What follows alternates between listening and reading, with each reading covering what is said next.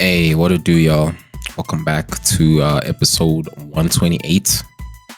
You know what I'm saying, the weekly patch notes brought to you by Extra Skip.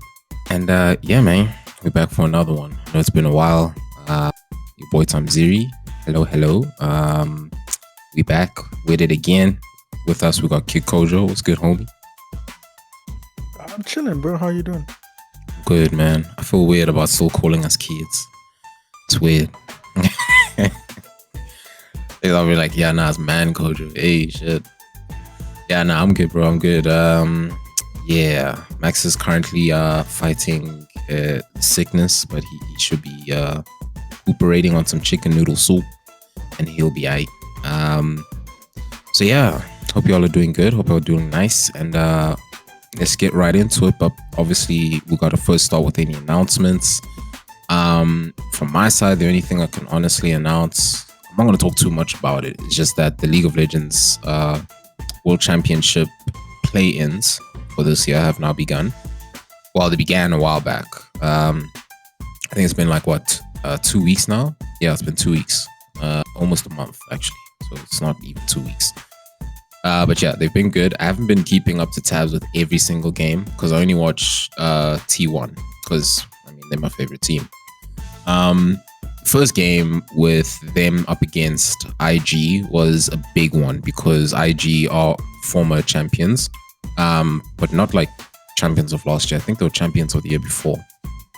But yeah, so it was interesting to see the two champions, two champion holders go against each other at the first play-ins. So it went up to 4 games. Obviously, SKT taking the win. But the fact that it went up to 4 games was, just a clear indication that IG still are on top of their game, bro. Yo, like back to back, it was so interesting. One of the games, the first blood was only dealt like 13 minutes into the game. That's crazy. Usually it's like, hell, even like games that I play at my level, like within like the first 30 seconds, then it's already first blood. Stupid mistakes. But anyways, yeah. And then it was interesting also seeing the game against T1 versus FlyQuest, because obviously, as we've mentioned in previous episodes, Bwipo from FlyQuest said some scandalous things, stupid things that he didn't really think of the consequences that would carry with what he said about women League of Legends players and stuff that they go through and all this and this and this. And and even the intro to the World Champions, World Championship play-ins. There was a music video introducing all the players, bro. So I read up that they had actually delayed the music video, like the final edit, because they needed to remove Bwipo from it, which is crazy. Because then you still see man on stage, like playing against SKT. But yeah, in that game, the reason why I want to mention is because Mans was hella thirsty, bro. Oh gosh. But yeah, other than that, you guys should definitely go check it out. I think that's the only thing I need to announce, because the play-ins will essentially just give you guys a taste of what to expect once we begin the group stages and how the rest of the championship is going to go. So yeah, it's not to say that like, okay, who's currently winning, the play-ins aren't as important, right? It's like Formula 1 free practice, basically. If you know, you know. So yeah, that's all I have to announce. Kojo, got anything to announce before we get started? No, but you could have put it under esports, right? I know I could have, but it's important. Because it's just the play-ins. It's not too hectic. Once we get into the group stages, then yeah, I'll at least have esports news up until the end of the World Championship, which is nice. Okay, gotcha. But yeah, let's get right into it. Moving on to the gaming news. Do you want to mention Max's thing, or should I? I forgot what it was. I got you. So, listen up, y'all. Pokemon has had a leak. Yes. Right. The Terra leak, which is the same leak that happened with regards to the Game Freak breach, right? Whereby a hacker pretty much released a huge cache of data almost a year ago about Pokemon Legends Z to A's launch, right? But now it's gotten a bit worse because they've pretty much leaked the plans of Pokemon up until like all their plans that they have and all of their releases and whatnot up until 2030 have now been leaked to the public. So obviously you can imagine the creators and the devs shitting bricks, certain dates of some planned titles that they're going to be releasing, gameplay ideas, and in-engine footage. So yeah, these are just a few of the things that have been leaked. So yeah, beyond this, there's information that is relating to separate ambitious like MO Pokemon projects. And then there's also a concept of Pokemon Legends spin-off title. And then the Gen 11 as well as what's going to be coming for the next decade has also just pretty much been revealed in the leak. So yeah, that's pretty much it. Kojo, I don't know if you have any gaming news on your side. Yeah, I have a few. So let's go. So a few days ago, as of the recording of this, it was on the 20th of October. Remember the whole AWS outage? Oh yeah, that's fucked up even my work, bro. Yo. Really? Yeah, dude. So yeah, for those of you who don't know, I don't know how, but I'm pretty sure you did and you felt it in some way. Amazon Web Services, or AWS, there was an outage that broke out, and a lot of programs and apps, were not working, like a lot. For example, things like Reddit, Snapchat, Epic Games. So that affected things like obviously Fortnite. So everybody was upset, and I think it even affected Apex Legends because some players people couldn't play the game. So online. So yeah, it took some hours, but then they were able to get the servers back up and running. But it did cause a bit of people were confused, to say the least. Yep. Okay. Next up, we have Remedy Entertainment, the creators of, you know who they are, Tommy? Remedy, nope. Okay. Well, they've made such hits like Max Payne 1 and 2. Oh, okay. Control, which is one of my favorite games. Not of all time, but I really like that game. And Quantum Break. And isn't there one more? I forget. But yeah. And then they made a new one called FBC Firebreak. But yeah, that's by the by. So they announced that the CEO, Tero Vertella, is going to step down after 9 years as CEO. Excuse me. He was appointed in 2016, but he's stepping down, but he will continue to work for the company for an quote-unquote an agreed transition period while they look for a new leader. And in the interim, Chief Product Officer Marcus Mackey will take on the role in the interim of CEO as of October the 22nd, 2025. And Mackey, the new interim CEO, he's been on the developers board of directors since 1995 and is also the chairman of the board. So he's a pretty big deal. And this is what he had to say about the situation, and I quote, "I want to thank Tero Vertella for his substantial contribution to the management of Remedy since 2016. And I personally thank Tero for good cooperation and wish him all the best for the future," end quote. There is no reason for him stepping down, but people are suspecting that it might have something to do with Remedy's recent game FBC Firebreak, which I just mentioned, which did not perform well. In fact, it performed bad. It performed not so well that Remedy had to adjust their fiscal year 25 outlook because the game did not do well. So it was, the developer said that they've lowered its term and they've recognized a non-cash impairment of 14.9 million euros, which I think means they lost that money based on that game, from what I can tell. I don't know what the hell a non-cash impairment means, but I'm assuming it means they lost that much money because of the performance of the game. I could be very wrong though. But yeah, people are saying maybe he stepped down because of that, but who knows. Next up, The Crew 2.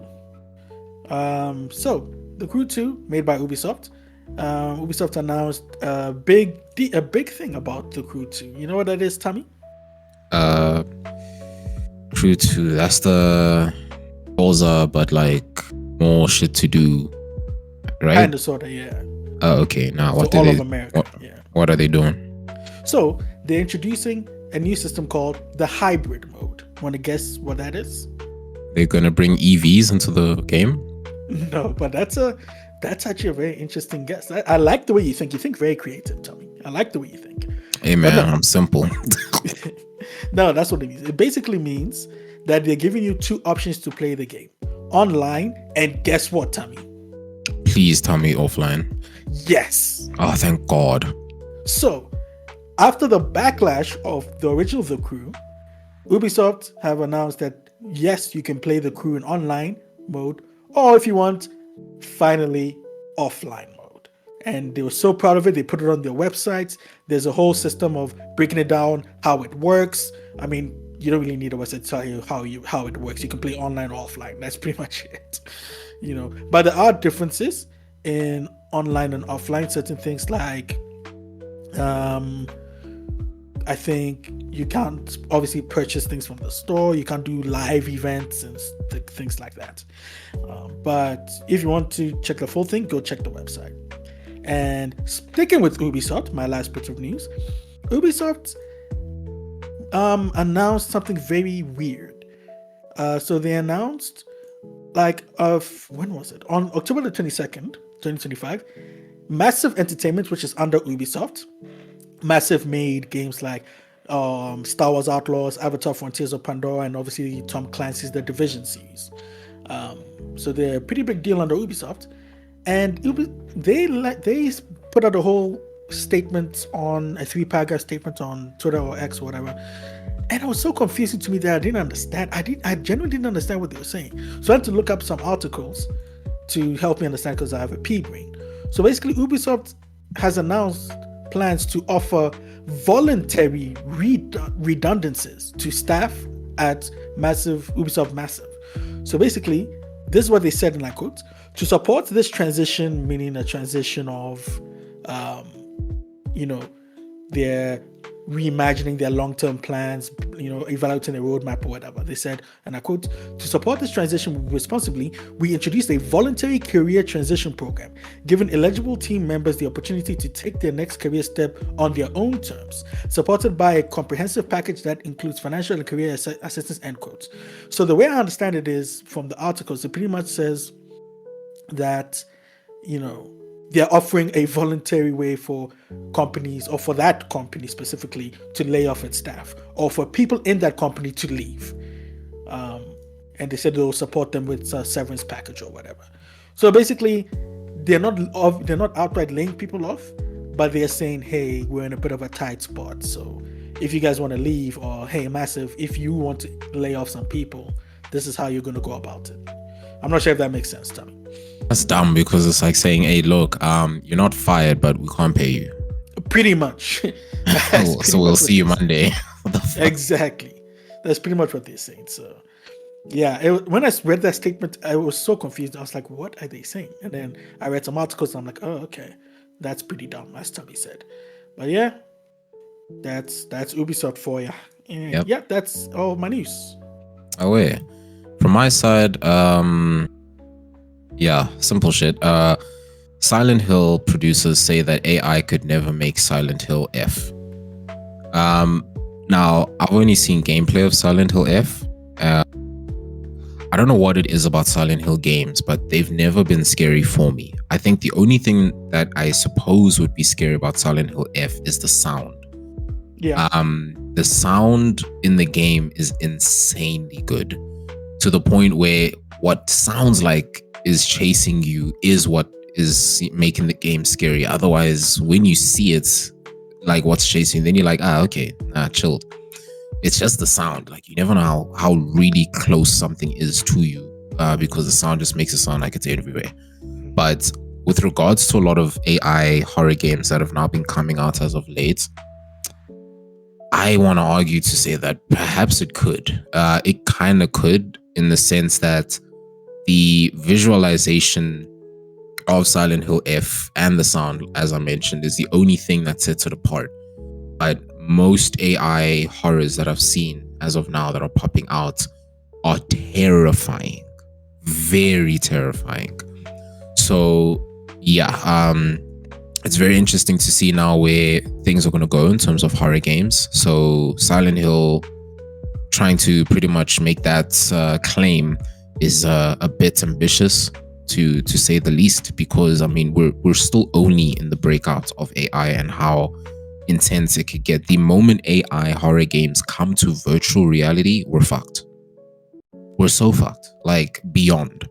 So yeah, so there's that. And now sticking on the whole topic of AI, PUBG has now announced that there will be a full transformation into an AI first company. Now, if you haven't already been playing AI, I mean, if you haven't already been playing PUBG, you would have already noticed there's a lot of bots in the games, depending on how low your level is. I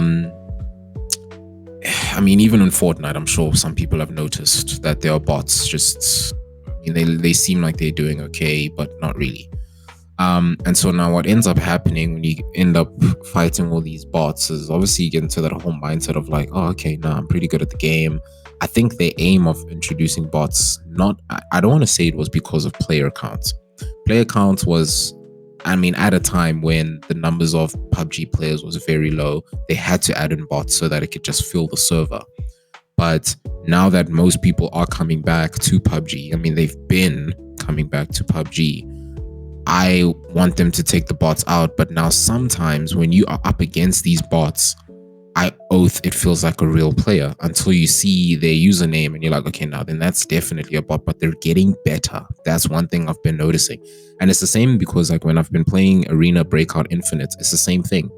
Majority of the scavs, which I know they're not technically scavs, they're called militants in Arena Breakout. Scavs is from Tarkov. But the scavs or the militants, they really flip and seem like players. They will do taunts like players.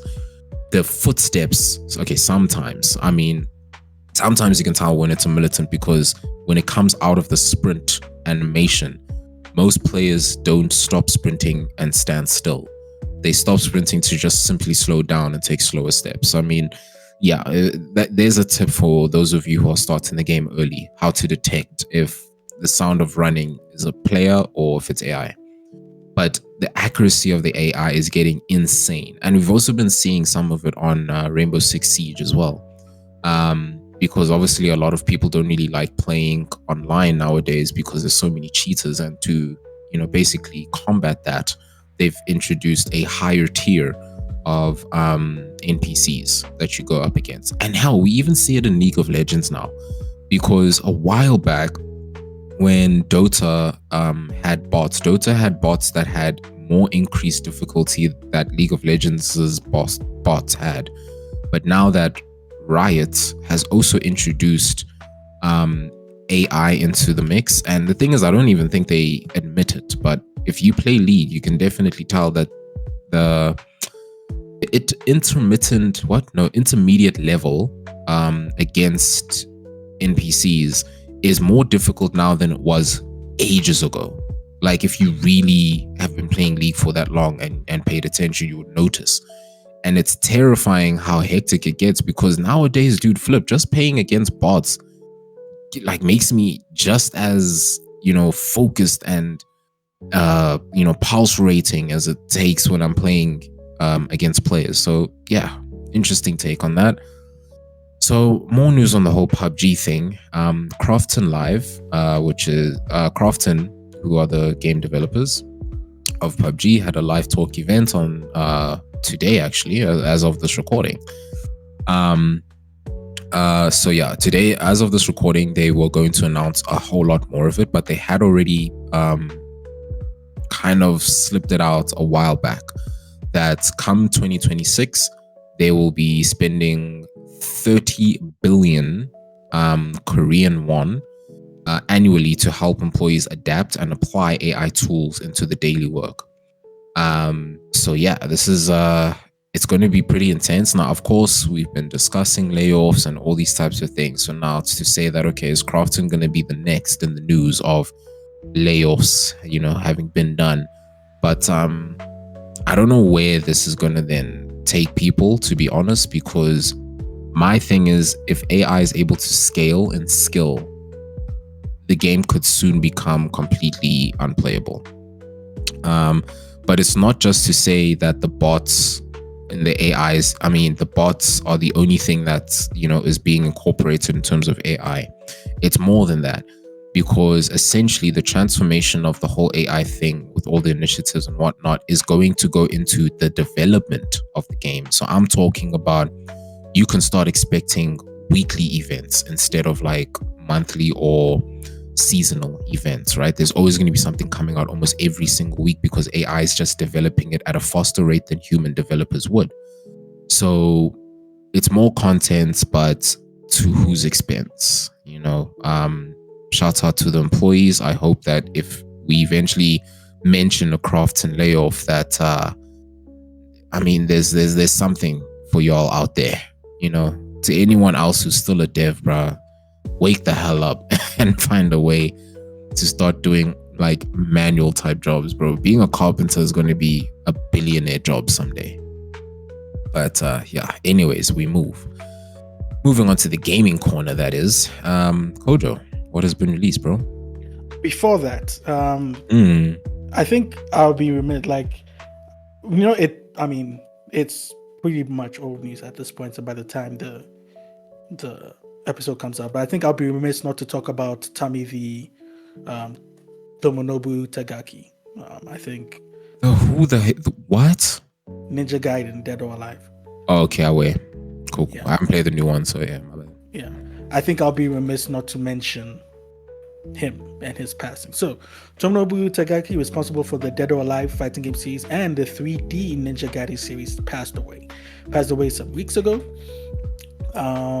I think they said from a serious illness.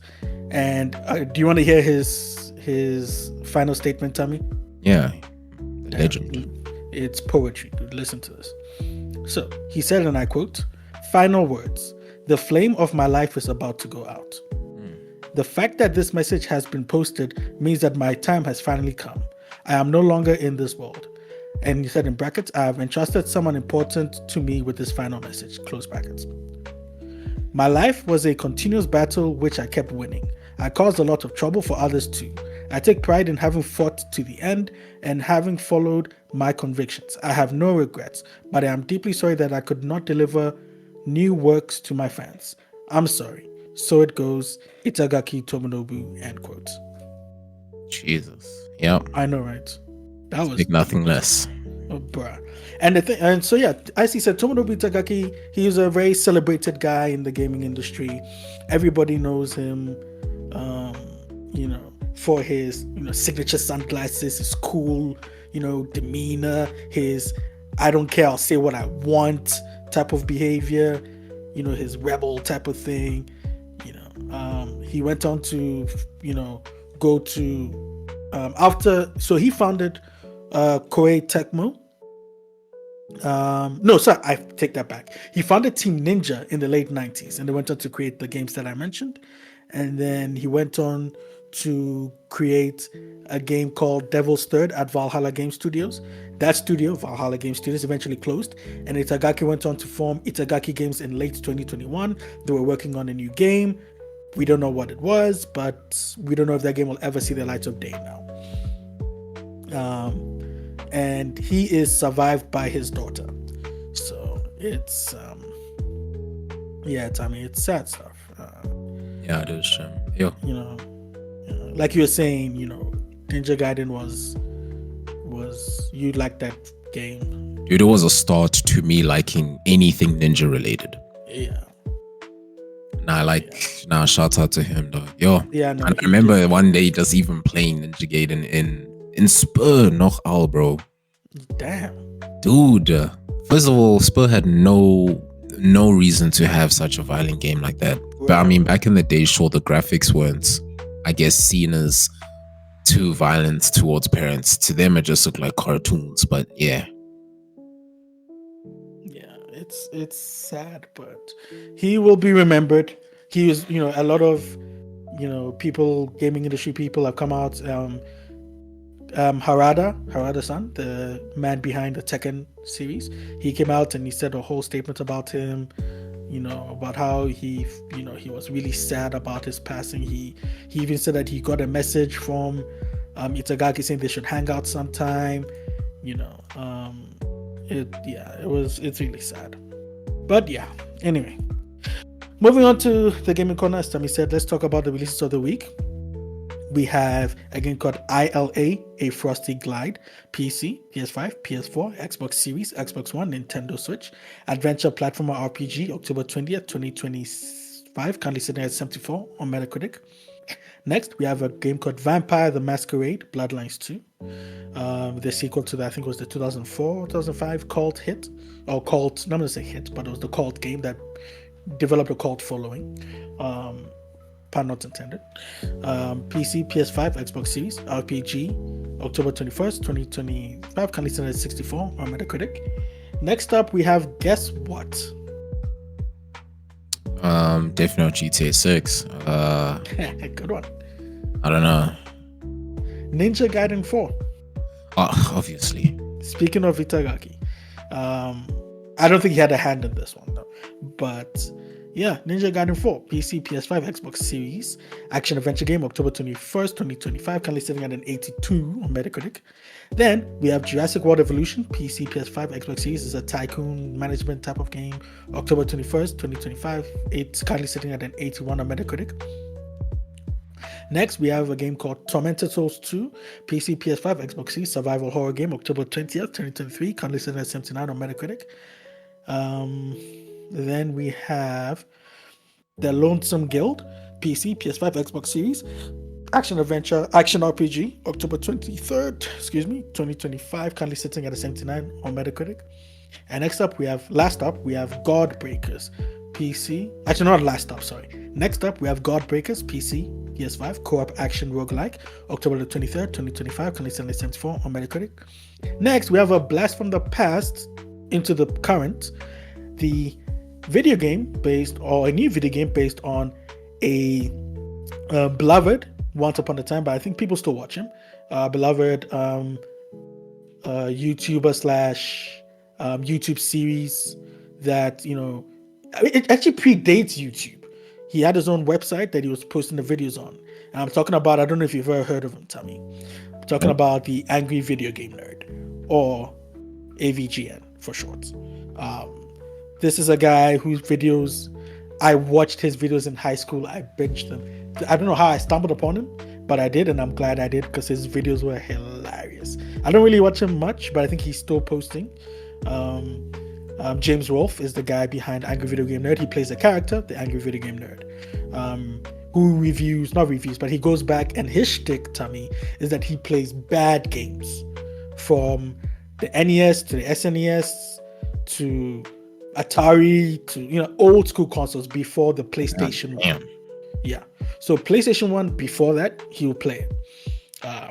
But his shtick is he only plays bad games. Once in a blue moon, he'll treat himself and play a good game.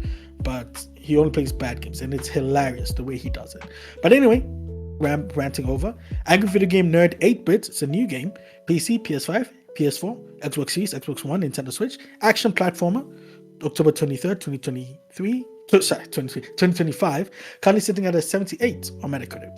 And finally, we have a game called Once Upon a Katamari, PC, PS5, Xbox Series, Nintendo Switch, action puzzle game, October 24th, 2025, currently sitting on a 78 on Metacritic. Whew. And yeah, that is it for my releases of the week in the gaming corner. Yeah, damn. Yeah, a lot of stuff. Thanks, man. For one of these days, I want to be able to hear Gendy Tartakovsky mention a Samurai Jack game. I mean, we have Sekiro, we have Ghost of Yotei, we have Ghost of Tsushima. The same engine, whatever the hell them games use, bro. Imagine a Samurai Jack version. Oh my lord. Especially when Samurai Jack was voicing those 3 blind archers. Oh my days. Imagine that as a level. Ew. Yeah, no, that fight was insane. Oh my god. But yeah, thanks for the releases, my guy. But wait, hold on, Tommy. You're onto something. A Souls-like Samurai Jack game could actually go hard if done right. dude, and all the adventures he learns. Like, I jump good. Fucking the other one where he fights that ninja of darkness, and then he becomes the ninja of light, and then they like fight in the shadows, and they're like, yo, oh my god. Oh man, that is such a dope fucking thing. Even fucking Dexter's Laboratory, like make a lab simulator where you build labs and have it automate itself, and every now and then Mandark will sneak in, try to like steal shit, or DD will destroy. I don't know, something. Shit. Guys, to those of you listening, I'm giving you ideas, bro. With AI nowadays, come on, bro. Yeah. Come on. By the way, that takes us to the halfway section. If you're listening, please leave a like and subscribe, and share it with your friends. All right. Let's move on. I got a lot of content creator news. Some from, having not recorded the week before. But anyways, let's get right into it. Justin Bieber is one of the next celebs that will be streaming on Twitch, and he pledges to stream. Sorry to interrupt, but I literally was just watching his stream. No, you're lying. Has he already started? Yes, before recording. Go check. I don't know if he's still live, but he was playing basketball with his friends. Okay, so he's going to be one of those where it's like a variety stream. Okay. Sorry, this dude's only 1 year older than me, dog. I thought the nigga was like reaching 40s. He looks like he's reaching 40s. Nah, he's younger than us. Yeah, dude, fuck. But yeah, shout out to him joining the list of celebs who stream now. I am dedicated to Doja Cat streams. I just wish she could turn on VODs, but I understand why she can't, because she doesn't care that much about playing music live, and obviously she's playing her own music. Actually, wait, Bieber is older than us by 1 year. Sorry, continue. Yeah, no worries. So I'm hoping that with Justin Bieber and his stuff, I mean, if you're saying he's just playing basketball, I mean, for now. Yeah, for now, but I won't lie, he doesn't strike me as a type to play certain games. I think he is just gonna do just chatting streams or whatever she does. If it's not basketball today, it's skateboarding tomorrow, or next time it's fishing or surfing. I don't know. I think it doesn't strike me as a gamer. Doja Cat, however, girl's killing it, bruh. She's so fun to watch. Oh my goodness. It's just the time she streams, I don't always catch it because Jesus Christ. But it's interesting to see, because some of these celebs, when they stream, dude, you get kind of welcomed into another part of their life. And oh my god, if I had $1 for every time I heard this, but it's to say that you actually start to see that they're just also human. They're human. So it's just, you're a human that just got a lot of cash and fame off of you just doing something any other person could do, which is just sing. But you marketed very well. But yeah. Right, moving on. So as you guys have always known, Cutie Cinderella has been the face of streamer award show, right? Because she pretty much started to run hers. I think she did it for 2 years running. And now Asmund Gold and Aiden Ross are teaming up and double downing on teaming up to create their own streamer award show. And this is what Cutie Cinderella feels about it, right? So, okay, let me first start off with where Asmund Gold mentioned it. He says that him and Aiden Ross definitely have to do it. And they're trying to reach the point of doing it by the end of December. But it feels for them that it's very early, way too early, especially in terms of finding a venue, getting people organized, especially because it's over Christmas holidays, security, and all these things. And then saying that if they fail at it, it's going to be called the Shame Awards, which But anyways, so Cutie Cinderella, most people would probably think, oh, okay, well, she's going to be pissed about this or feel like men are taking over. Nah, actually. She's not actually fussed about it at all. She actually thinks it would be very entertaining and unique, because then it can be, in terms of technically a rivalry. So she said that, and I quote, that people question me about this, and to be honest, there are a ton of categories that they could do that she doesn't really feel like she needs to touch upon. like the best breakup, the best cancellation, the best drama, because obviously Q2 Cinderella did actually focus on streamer type categories, whereby Asmongold, you know, of all the big streamers out there, he's a just chatting streamer. Like, he just talks. Him and Aiden Ross just talk. Obviously, Q2 Cinderella's on podcasting and all that type of stuff, but when she gives homage to the streamers out there, she's actually giving them homage of, you know, the types of games that they play. You know, good on that. So her taking this and saying like, nah, they definitely should be able to run it and, you know, try introduce some unique categories to it would be very interesting. So yeah, good on them. Hope they get to it. Now the big cheese. Because Max isn't here, I obviously wanted to hear his side of the thing, because I know Kojo, you and I were both like grilling Max on his view against this. But it's just to say that, like, so the whole, if you've been living under a rock, Hade, let's fill you in. No homo. But yeah, anyways,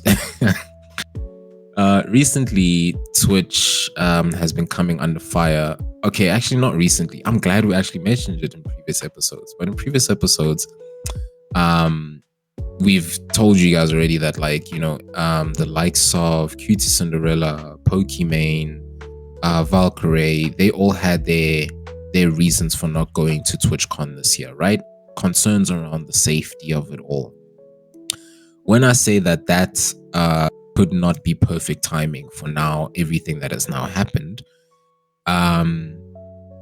TwitchCon has now happened, okay? And in the midst of TwitchCon, Emiru has, this is going to be tough to say, because again, like, a lot of people are on the fence about this, and, you know, is it really this? Is it really that? Guys, look, as small as it is SA, right?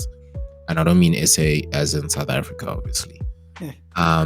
Centrally bolted. Yeah, let me say that. You all can figure out what the actual words are. But anyways, Emiru was centrally bolted. Now, what had happened was TwitchCon had security. Okay, let's start right there. They did actually have security, but the security were at the doors. And then the security within the actual venue was far less. Like, you had to squint your eyes just to find actual security within the convention itself. But anyways, we digress. Emiru had a meet and greet whereby you could line up and, well, yeah, meet and greet her, right?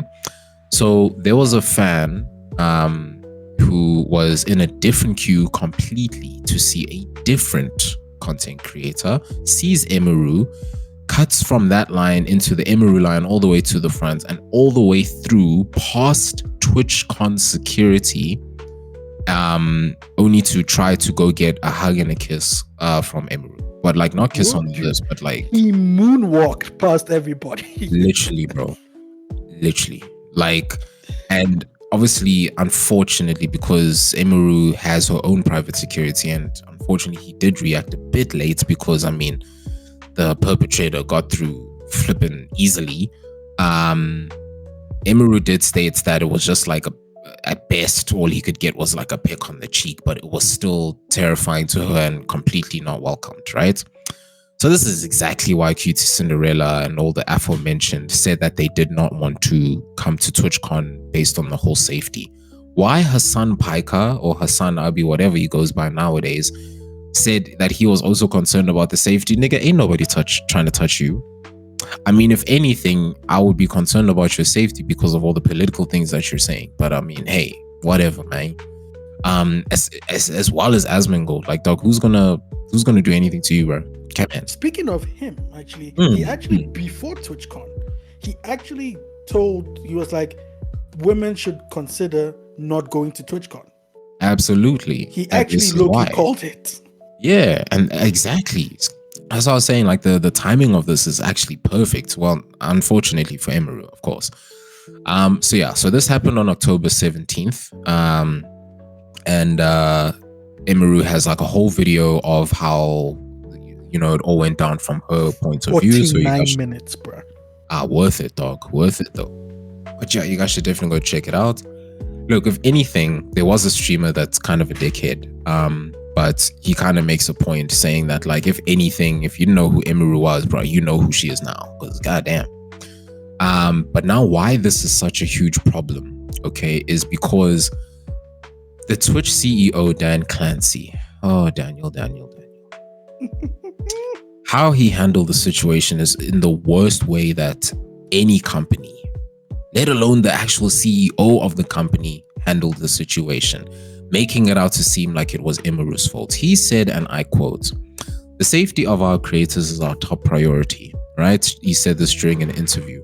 The safety of our creators is our top priority, right? And the challenge that we face in today's society, it's not limited to Twitch, it extends throughout our society. So, you know, blatant, whatever, usual makeshift speech. Then he goes on to say that I do think that when you're live streaming, in many ways that you control your community and that you can ban people. Okay, now he's kind of fair in that, sure. You can make it so that people who you don't want engaging with you and participating with you are not there. Now, first of all, Daniel, listen. How the hell in like a whole audience of, I think Emiru averages about almost 1.3 viewers, you know, at a certain time. More. Way more. Yeah. How in a pool of all the motherfuckers am I supposed to suss out who I don't want there? Some niggas could be quiet as hell. I don't even know their faces. Hello? Because everyone's watching me and all I'm seeing is texts as a streamer. So Daniel, tell me, how am I supposed to know which of my audience is, you know, a potential killer? Because then I may as well just ban all the motherfuckers. I may as well ban all of them. And matter of fact, let me just stop streaming as a whole on your platform. And you're right, it can happen on other platforms and everything else. Cool. So let me just stop being a streamer. Daniel, no, that's not the way, dude. Because then you lose money and all the other streaming platforms lose money. Don't be dumb. And I'm coming at you hard because I know you're not going to listen to this episode, so I'm going to say what I want. He goes on to then say that addressing the assault directly, saying that like what happened at the TwitchCon was something that we care deeply about, securing this environment. No, you don't. Because why would you have as much security as a kindergarten class? That just to me doesn't make sense. You should have enough security that could fill an entire police precinct. Just being honest here, okay? On top of that, he says that we're looking closer at everything that happened here and I care deeply about Emery. No, you don't. Nigga, you probably don't even know her actual name and surname. Like, shut the fuck. Like, I'd say she's a friend of mine, so I want to see how we can support her. Well, friendship over. You ain't do shit. The mere fact that she has to have private security, Daniel, you didn't do nothing. Sorry to interrupt. I hate to do this. Do you know what happened to her previous security? No, what happened? So her previous security, she had a security guard that she was like, Asmongold was even saying it. She even said it like he was the best. You know, he was amazing. He took care of her, everything. I don't know if it was last TwitchCon, but a TwitchCon. Someone tried to be weird, and the security guard held the guy down. I don't know if he like held him on the floor, held him like, you know, just as standing or whatever. He kept him, you know, stable until, you know, authorities came, whatever. Yeah. And guess what happened to the security guard? Arrested. No, he was banned from TwitchCon for life.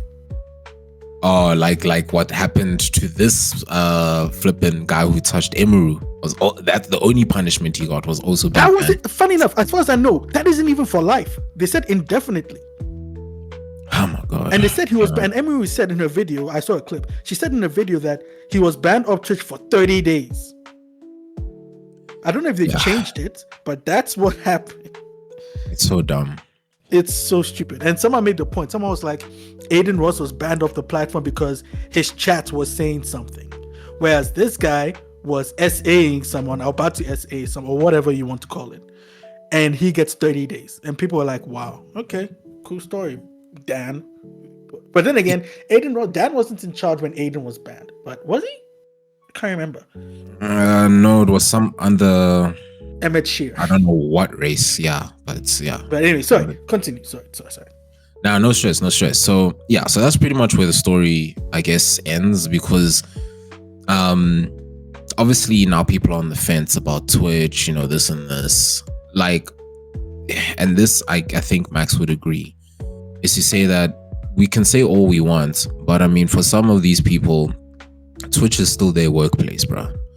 These niggas who complain about Twitch's safety and security and all that, dog, y'all gonna stream on Twitch tomorrow. But like, what are you saying? Like, just if you're gonna be serious about boycotting something, then just do it.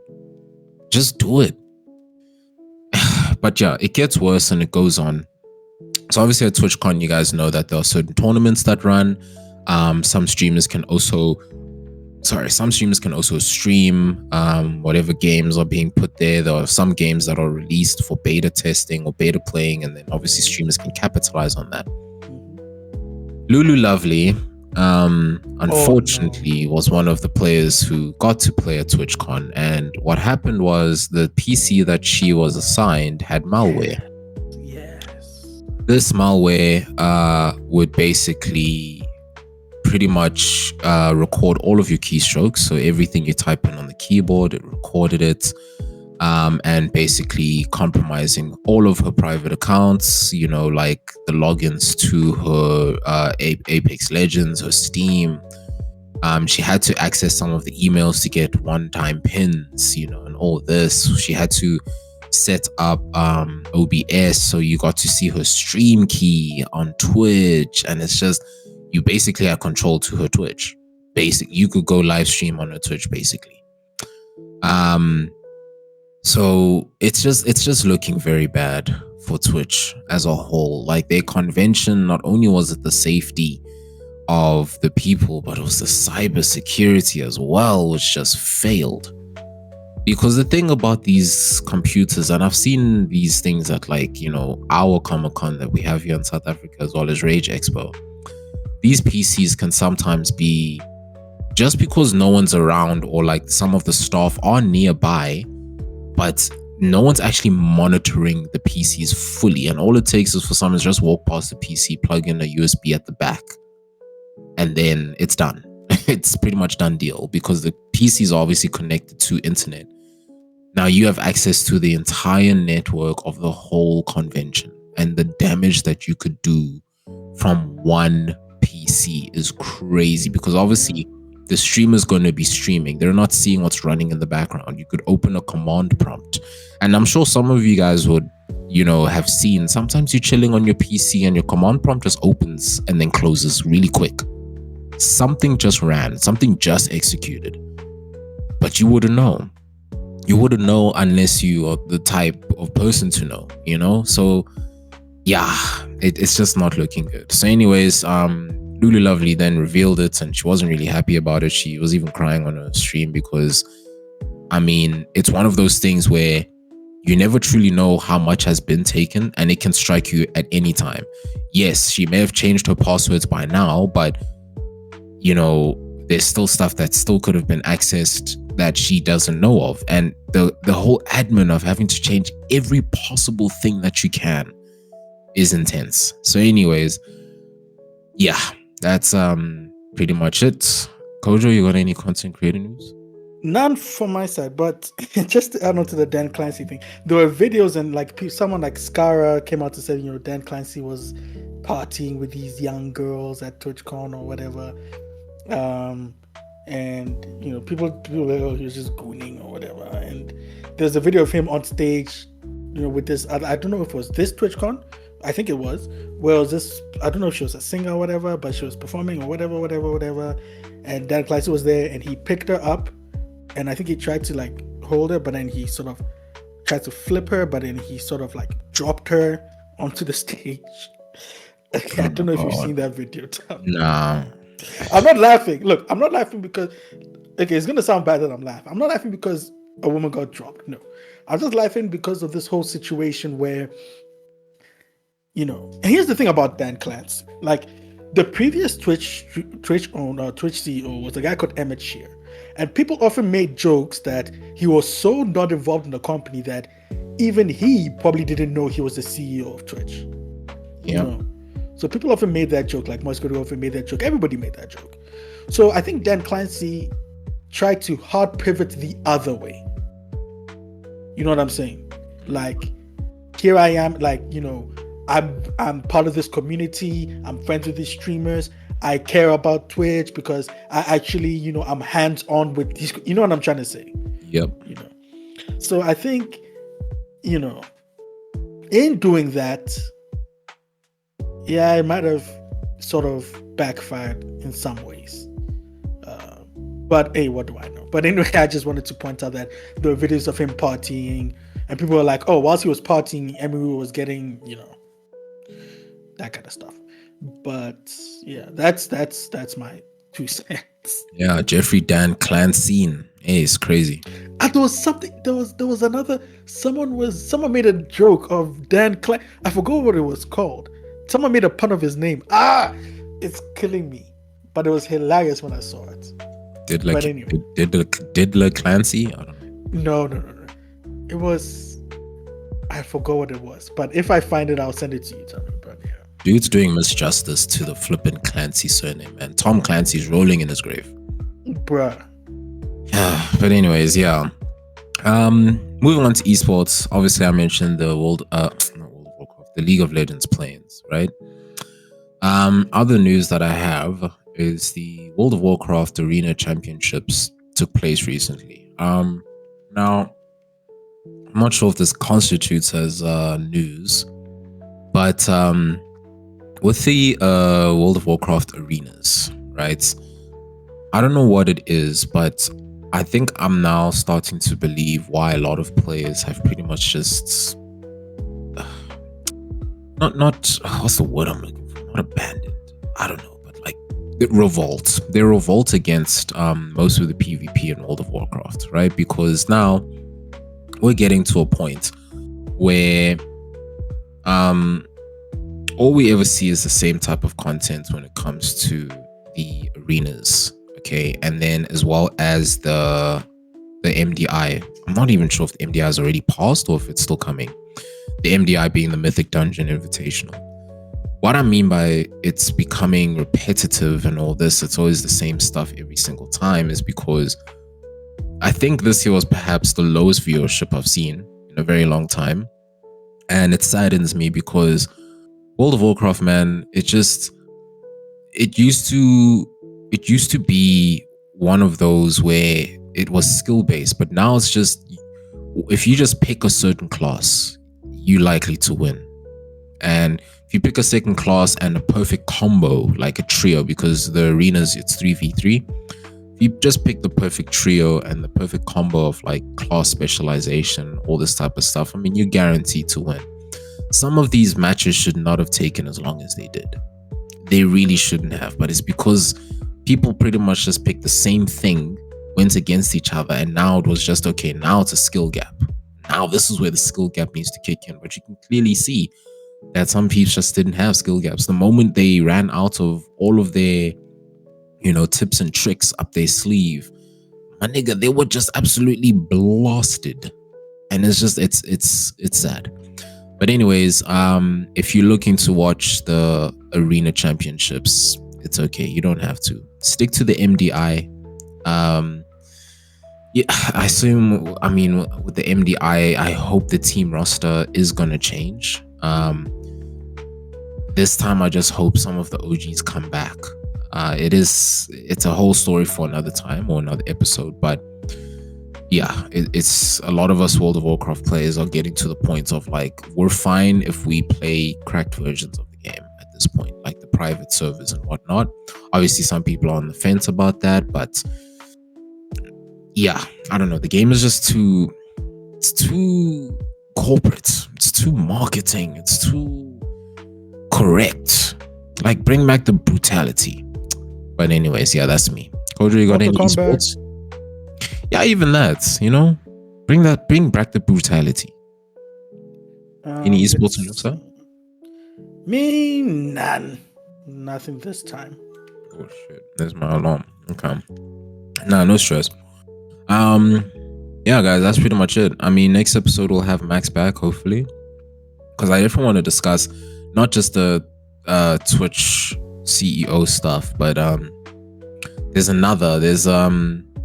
something I wanted to flipping, but I want all of you, all of us present, where it's just basically gonna be discussing how it seems to me that like when streamers reach their peak or the moment they plateau, there's always like one of three ways that they're gonna go. It's either a podcast, it's either an endorsement of a sport of some kind, or it's either, I don't want to say music, acting. Yeah, it's either going to be somewhere in the acting field.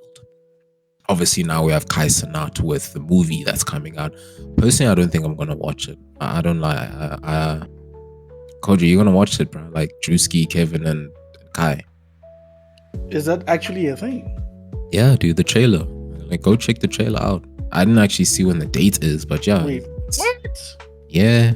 Let me see this shit.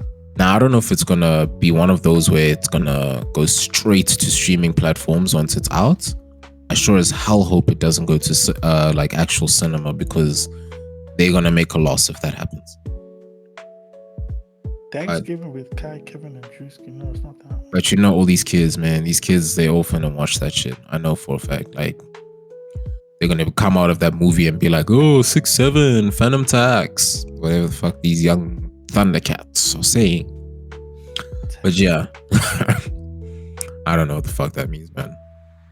Anyways, y'all, we're gonna love and leave y'all. Thank you so much for listening. Please do leave a like and subscribe. And yeah, man, there's a person I want to bring on as a guest, but I don't know if they're ready. Oh man, I don't know if they're ready. Like, we're too sweet here. That person's gonna bring flames. But yeah, anyways, guys, we'll check you on the next episode. Thank you so much for listening. It's been Kid Kojo as well as Tom Ziri, bringing you the weekly patch notes from X to Skip. In the next episode, I'm actually gonna give y'all patch notes, like actual patch notes, because this weekend of this recording, there's a new patch of No Man's Sky that's coming out. Mind you, I'm still stuck on the patch of trying to get a Corvette. The storyline to get a Corvette is just, it's way too long. Some of these expeditions are just way too long, honestly. Like, make it short. Let us just get what the fuck we want and uninstall the game and come back 3 months later.